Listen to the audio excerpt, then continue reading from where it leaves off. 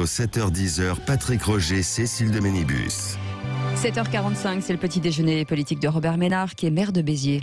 Bonjour Robert Ménard. Bonjour. Nous ne renoncerons pas aux caricatures. Les islamistes veulent notre futur. Est-ce qu'Emmanuel Macron a eu, avec ces mots, les mots justes hier soir lors de l'hommage à Samuel Paty à la Sorbonne?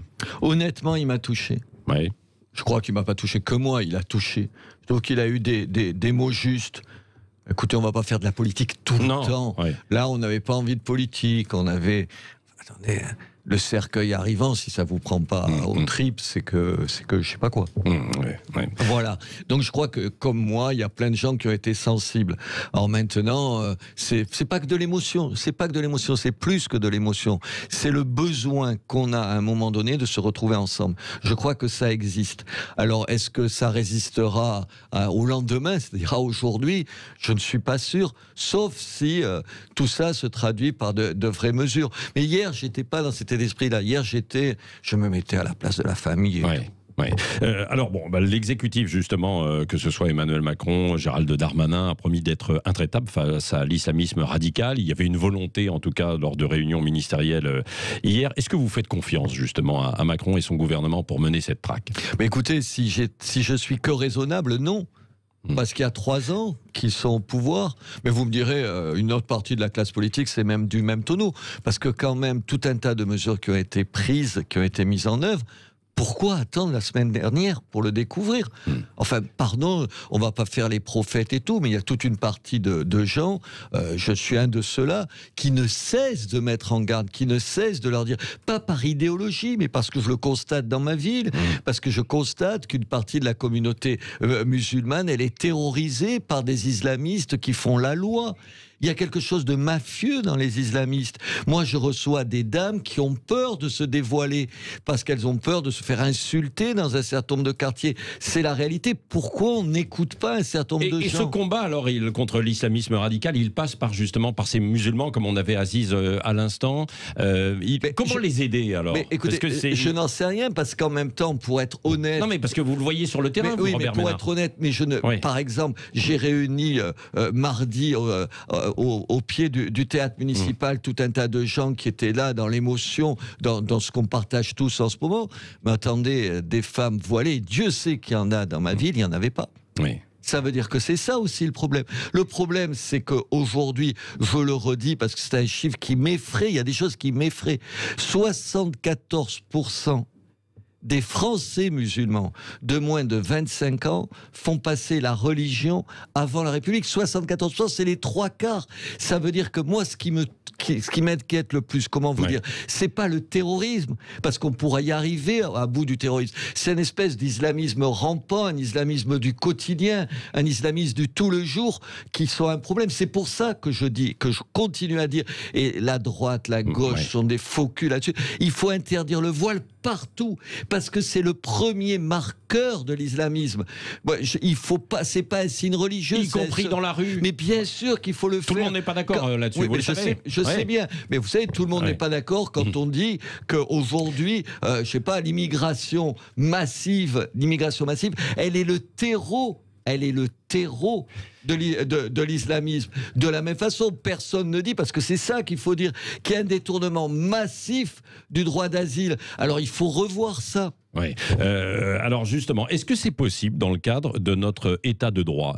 Manuel Valls a dit par exemple que s'il le faut, changeons la Constitution, si besoin. Vous pensez la même chose? Moi je pense que, il faut s'interroger sur le pouvoir du Conseil constitutionnel, qui est un vrai problème. Attendez, il vient vous rappeler sur la loi qui avait été proposée instaurant une surveillance des gens islamistes libérés. Il me semble que c'est juste du bon sens quand même, qu'on les laisse pas partir de la nature. Il a cassé ça. Il y a ça, et puis il y a les conventions internationales. Oui, mais le Conseil constitutionnel aussi pour voir si ça convient avec nos lois. Il est là pour faire son boulot. Non, je crois qu'il a une lecture qui va plus loin que ça. Oui. Et puis il y a la Convention européenne des droits de l'homme. Pardon, il faut prendre des distances par rapport à ce texte. C'est un des textes qui bloque un certain nombre de mesures et qui justifie les mesures du Conseil d'État et du Conseil constitutionnel. Il y a un certain nombre d'États qui, avec tel ou tel article, ont pris des distances. Il faut le faire. Quand le droit Et quand les droits de l'homme, et venant de moi, écoutez, j'ai passé 25 ans à me battre pour les droits de l'homme. Quand les droits de l'homme ou les déclarations sur les droits de l'homme bloquent, empêchent de défendre un peuple, c'est un vrai problème. Honnêtement, je préfère la liberté, je préfère la sécurité à un moment donné aux droits de l'homme. Oui, alors quelles sont, selon vous, les 2-3 priorités, il y en a peut-être sans doute beaucoup plus, mais pour lutter contre cet islamisme fondamental? Parmi les mesures, en fait, à prendre. D'abord, limiter l'immigration. Ouais. Je sais que personne ne le dit explicitement, sauf une partie de la droite, comme on dit. Mais c'est vraiment le terreau de l'islamisme. On ne peut pas, vous n'assimilez plus les gens quand ils sont majoritaires. C'est eux qui vous assimilent. C'est la première mesure. Deuxième... Ils ne sont pas majoritaires, quand même. Mais dans certains quartiers, vous plaisantez. Dans certains quartiers, mais pas sur l'ensemble de la France. Bien sûr, j'ai remarqué que non. Oui, bon. Ensuite, mais en plus, ça pousse un certain nombre de gens dans ces quartiers-là.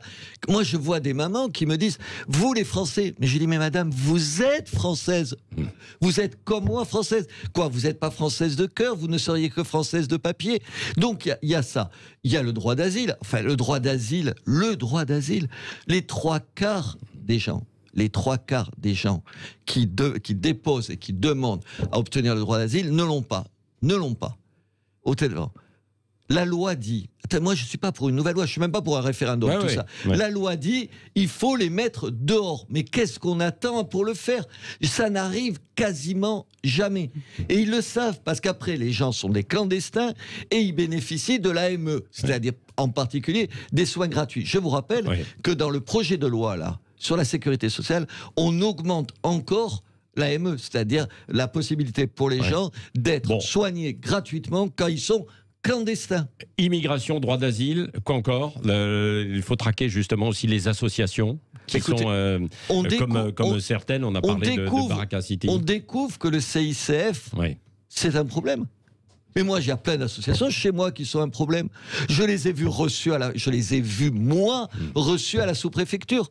Pourquoi?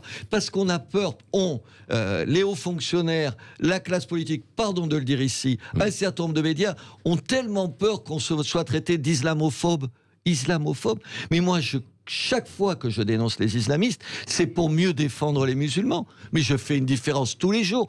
Qu'est-ce qu'ils ont besoin, les musulmans modérés, enfin les musulmans qui se sentent comme vous et moi? Qu'est-ce qu'ils ont besoin? Qu'on dénonce les islamistes. Dénoncer les islamistes, c'est pas dénoncer l'islam, c'est dénoncer des gens qui pervertissent l'islam. Et c'est eux, si on aime les musulmans, et moi dans ma ville, attendez, je suis élu par les musulmans, je ne ferai pas 70% des voix dans ma ville s'ils ne votaient pas pour moi, parce qu'ils m'applaudissent. Je vais vous lire un truc parce que ça m'a fait toucher un des imams. Il ne faut pas que ce soit trop long, parce qu'on est dans une interview, Robert Ménard.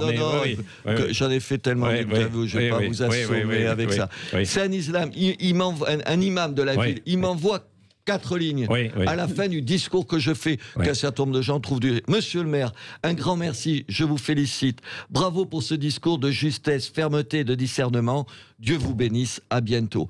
Voilà, il a juste besoin qu'on dise ce qu'on aime de ce pays, qu'on dise pourquoi on l'aime, et pourquoi des gamins pourraient demain l'aimer, même s'ils n'ont pas la même religion que vous, même si leurs parents ou leurs grands-parents viennent d'autres pays que le nôtre. Je suis bien placé pour le dire, je suis né en Algérie. Alors, Robert Ménard, à titre personnel, le ministre de l'Intérieur, Gérald Darmanin, vous savez, a parlé de la présence de rayons communautaires dans les supermarchés qui pose problème. Qu'est-ce que vous lui répondez au ministre de l'Intérieur? Vous êtes d'accord avec lui ou pas? Il aurait mieux fait de la fermer à ce moment-là. Sur le halal, donc soyons très clairs. Attendez. Oui, qui gueule qu'un certain nombre de maires instaurent des repas halal à la cantine parce qu'ils ont peur de fâcher tel ou tel par électoralisme, il a raison. Mais là, je m'en contrefous qu'il y ait un rayon halal. Et parce que, attendez, en plus, pourquoi il ne dit pas un rayon cachère tant qu'il y est? Et il ne le dira pas, ça, je vous le dis. Parce que c'est stupide, parce que tout le monde comprend que c'est stupide.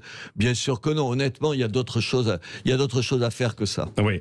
En toile de fond des crises que l'on vit aujourd'hui, donc il y a la présidentielle et le duel annoncé Macron-Le Pen, c'est dans 1 an et demi. Vous tentez toujours une alliance des droites? Mais oui, parce que... Mais vous pensez que c'est possible? Mais attendez, aujourd'hui, c'est un échec total. Je vous concède bien volonté. Bien sûr que la droite, il faut qu'elle s'allie. Marine Le Pen ne gagnera pas toute seule. Xavier Bertrand, il ne va pas devenir chef de l'État. Elle ne gagnera pas toute seule. C'est-à-dire qu'aujourd'hui, vous faites confiance à Marine Le Pen pour qu'elle gagne. Non, attendez. Parce qu'il y a quelques semaines, vous disiez qu'elle ne pourrait jamais gagner si elle était candidate. Non, je continue à dire qu'elle est pas de loin, pas la mieux placée pour faire cette union des droites. Et donc, si on veut gagner, il faut trouver quelqu'un qui incarne ça. Mais la question est qui incarne ça? Qui? Aujourd'hui, à cette question, je n'ai aucune réponse. Parce que je ne crois pas qu'il y ait du côté des Républicains quelqu'un qui convainc tout le monde, qui l'incarne, je ne sais pas, le Sarkozy. Sarkozy, moi, je n'ai pas aimé que Sarkozy, mais quand même, à un moment donné, il a été capable d'incarner. C'est pour ça qu'il a gagné. Il a été capable d'incarner la droite gouvernementale, mais aussi la droite que des gens comme moi représentent. Aujourd'hui, il n'y a pas un leader qui fait ça. Marine Le Pen... Et vous pourriez être candidat ou pas? Je m'en fiche de ça. J'ai des rapports difficiles avec Marine Le Pen, parce que comme tous les hommes politiques, quand vous dites ce que je viens de vous dire, ils disent « Ah, mais ils plaident pour eux ». Mais non, moi, je ne plaide pas pour eux. Moi, ce que je veux, c'est ce qu'on a dit tout à l'heure. Comment, dans ma ville, les gens vivent mieux en paix? Comment, dans ma ville, je sors de la situation de guerre qu'il y a dans un certain nombre de quartiers? C'est ça, mon souci. Je n'aspire pas à autre chose que ça. Et si les régionales sont maintenues, vous avez l'intention, vous, d'être candidat ou pas? Mais non, mais moi j'ai envie je sers de trait d'union. Je vois la maire de Montauban, vous êtes du Sud, avec Brigitte Barrès, je pense exactement la même chose. Mais je suis d'accord aussi avec le maire de Beaucaire, qui est Julien Sanchez, qui est du Rassemblement national. Quand je les vois séparément, ces gens-là pensent exactement la même chose. Je pense la même chose que tout un tas de maires qui sont confrontés, comme moi, à des situations difficiles dans des villes qui sont des villes pauvres, où l'immigration est très importante. Au-delà des étiquettes politiques. Dès que vous êtes sur un studio comme chez vous, au micro, chacun dit « Ah, horreur et putréfaction, les uns sont des traîtres et les autres sont des extrémistes. » Nom de Dieu, ils ne peuvent pas arrêter avec ça. Allez, Robert Ménard, question avec Cécile de Ménibus. Oui, l'UNEF, l'organisation étudiante, a été huée dimanche soir à l'hommage de Samuel Paty. Est-ce que vous vous rangez, vous, du côté de ceux qui reprochent son attitude ambiguë vis-à-vis de la laïcité et ses dérapages multiples? Évidemment. Vous vous rendez compte ce que ça a été l'UNEF quand j'étais, alors j'ai très longtemps étudiant, mais aujourd'hui c'est un reniement. C'est exactement toute cette gauche qui trahit, qui se trahit, qui trahit le peuple. C'est pour ça qu'ils sont, la gauche aujourd'hui, à l'escalier aujourd'hui, qui trahit la France. Qui trahit la France. C'est des collabos. Je pèse mes mots. On ne peut pas dire à la fois avoir un vocabulaire guerrier, et tout le monde le dit, y compris le chef de l'État. Parce que là, c'est fort quand même. Vous dites collabo. Attendez, non, mais il y en a de gauche qui vont vous entendre et qui vont porter plainte contre vous. Ils peuvent tout le temps porter plainte. Vous savez, j'en ai eu tellement et je les gagne en plus, ces procès. Pardon. On ne peut pas à la fois dire qu'on est en guerre contre l'islam et que des gens qui collaborent avec l'islam, ils sont quoi? L'islam radical, l'islamisme, pardon. On est en guerre contre l'islamisme politique, je reprends. On est en guerre contre l'islamisme politique. Ceux qui trouvent des excuses à l'islamisme politique, ce sont des collabos. Quand j'ai vu M. Mélenchon hier, à un endroit, à une cérémonie qui, vous l'avez senti, m'a tellement touché et tout, je me demande vraiment, j'espère qu'il a honte. J'espère qu'il a honte. Et qu'il se souvient qu'il manifestait contre l'islamophobie. Avec le CICF, attendez, avec ceux dont on pense maintenant qu'il faut les dissoudre. C'est quand même un comble, quand même, à un moment donné, où tu es schizophrène, ou alors tu es d'un électoralisme tel que tu es prêt à faire tout un tas de choses. Merci Robert Ménard, maire de Béziers, était l'invité ce matin de Sud Radio. Et dans un instant, c'est le journal de 8h. Et Nathalie Elimas, qui sera avec nous tout à l'heure aussi, secrétaire d'État en charge de l'éducation prioritaire. Elle sera là tout à l'heure à 8h10. À tout de suite.